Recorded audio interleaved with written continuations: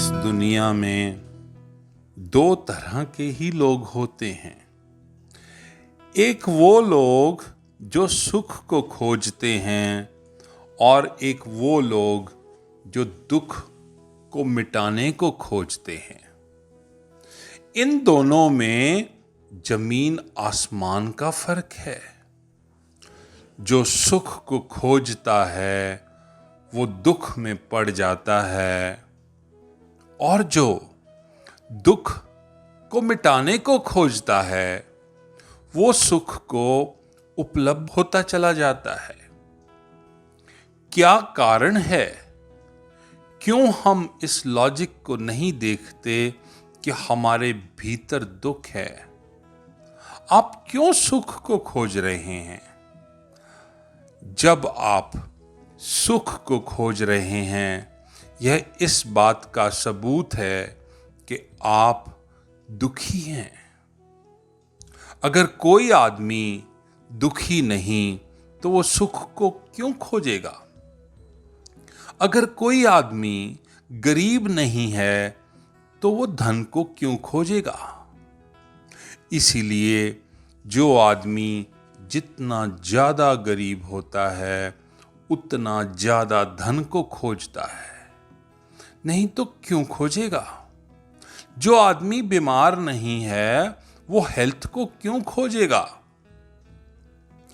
एक संत था, उसका बड़ा प्रेम था एक बादशाह के साथ। संत एक गांव में रहते थे। उस संत को गांव के लोगों ने कहा कि यहां एक छोटा सा स्कूल खुलवा दें। राजा को बोले, आपने उनसे कभी आज तक कुछ नहीं मांगा। फकीर भी बोला कि मैंने आज तक कुछ मांगा नहीं, चलो आज कुछ मांग लेता हूं। फकीर राजा के घर तक पहुंचा, उसके भवन तक पहुंचा। सुबह का वक्त था। राजा सुबह सुबह प्रार्थना कर रहा था और वो संत फकीर पीछे खड़ा हो गया। राजा ने पूरी प्रार्थना करी। उसने हाथ ऊपर फैलाए, कहा, परमात्मा मेरे राज्य को और बड़ा कर दो, मेरे धन को और बड़ा कर दो, मेरे नेम फेम को आकाश तक पहुंचा दो, जगत की हर चीज मेरे पास हो। परमात्मा ऐसी कृपा करो।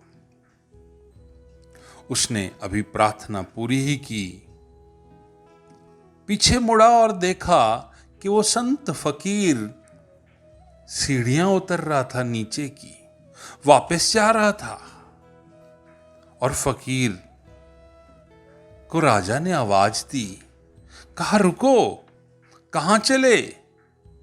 फकीर बोला, मैं तो सोच कर आया था कि मैं किसी राजा से, बादशाह से मिलने जा रहा हूं। आया, देखा कि यहां पे भी भिखारी ही मौजूद है और मैं तो दंग रह गया। जितनी बड़ी उसकी मांग है उतना ही बड़ा भिखारी होगा। तो आज मैंने जाना कि जिसके पास बहुत कुछ है, बहुत कुछ होने से वो मालिक नहीं होता। मालिक की पहचान तो इससे होती है कि कितनी बड़ी है उसकी मांग।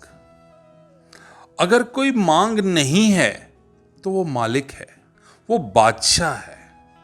अगर उसकी मांग बड़ी है तो वो भिखारी है। दुनिया में बड़े से बड़ा धनी आदमी अपने अंदर बहुत निर्धन होता है। बड़े से बड़े पदों पर बैठे हुए व्यक्ति बहुत दयनीय और दरिद्र होते हैं। और बहुत बड़ी आकांक्षाओं के लोग, दुनिया को जो जीतने की आकांक्षा रखते हैं, वो भीतर बहुत कमजोर होते हैं। अपने को जीतने में असफल और असमर्थ होते हैं।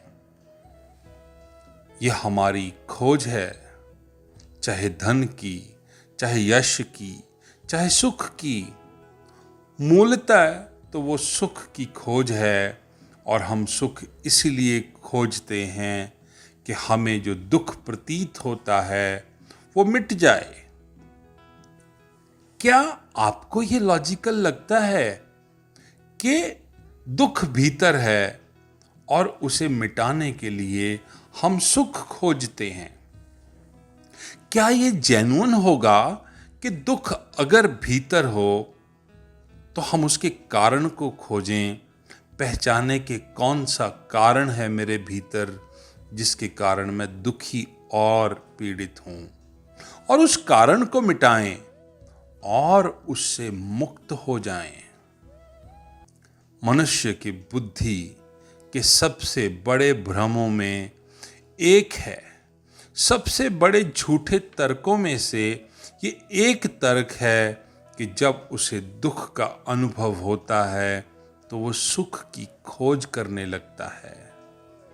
ये खोज वास्तविक ना होकर, दुख को मिटाने वाली ना होकर, दुख को भुलाने वाली है। और याद रखना, दुख से भी खतरनाक है दुख को भुला देना, क्योंकि जो चीजें ऊपर से भूल जाती हैं वो अंदर बहुत गहरे में रहती हैं और फैलती हैं। इसलिए ऊपर हम सुख को खोजते हैं और भीतर दुख घना होता चला जाता है। जितना बाहर सुख की खोज होगी, उतनी ज्यादा दुख के कारण अंदर मजबूत हो जाएंगे और दुख बहुत घना हो जाएगा।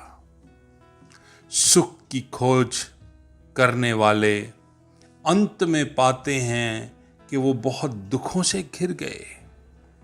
सुख की खोज एकमात्र भ्रांति है, एकमात्र अज्ञान है। सुख की खोज से दुख नहीं मिटेगा। दुख के निदान, दुख के कारणों को जानने और पहचानने से दुख मिटेगा।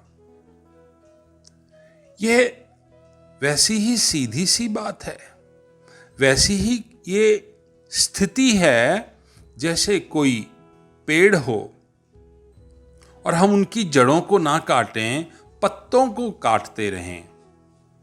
पत्तों को काटने से और ज्यादा पत्ते आते हैं पेड़ों में।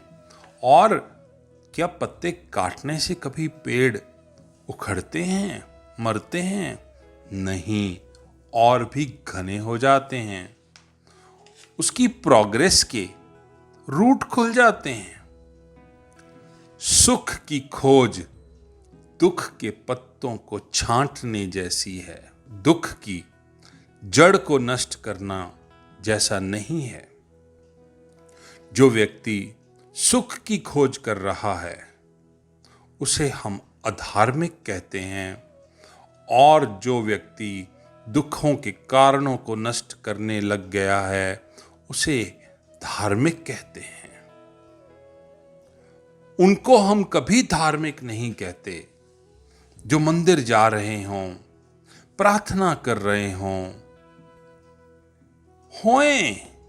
क्योंकि हो सकता है उनका मंदिर जाना, उनका प्रार्थना करना सब सुख की खोज हो। सुख को मिटाने का कोई साइंटिफिक रेमेडी नहीं है।